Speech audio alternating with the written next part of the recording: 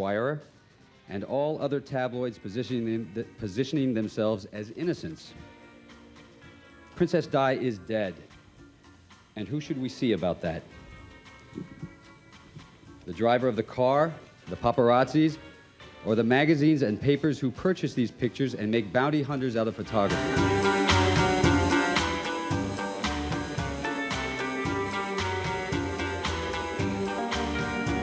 Let me be clear, this National Enquirer story is garbage. It is complete and utter lies. It is a tabloid smear. And it is a smear that has come from Donald Trump and his henchmen.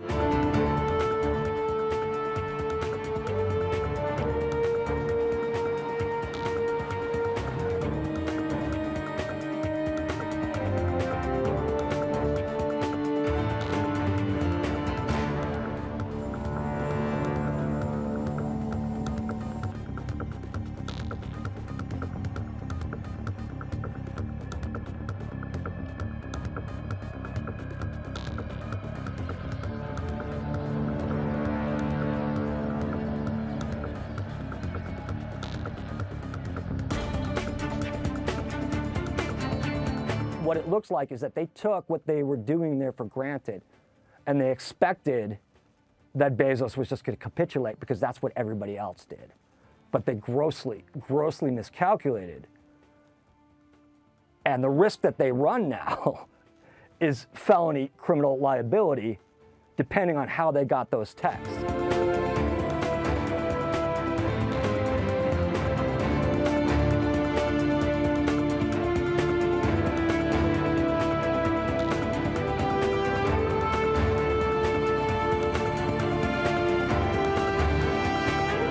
We feel the future opportunities with the tabloids can be best exploited by a different ownership.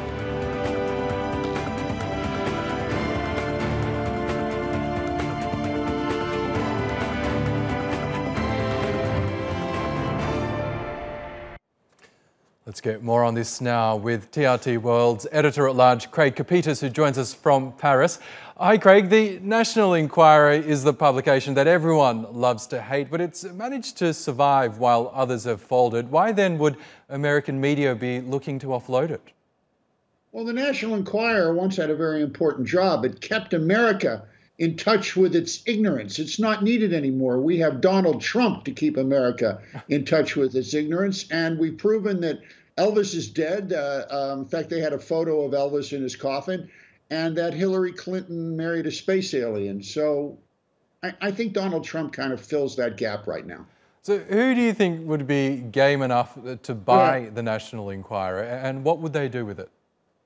Well, any nincompoop who is willing to spend $400 million in debt financing and can deal with the circulation drop from a couple of years ago of 516,000 copies a week to less than, I think, 215,000 copies a week. And it's not only publisher David Pecker's National Enquirer. He has a number of other supermarket tabloids that are just as onerous that he has up for sale.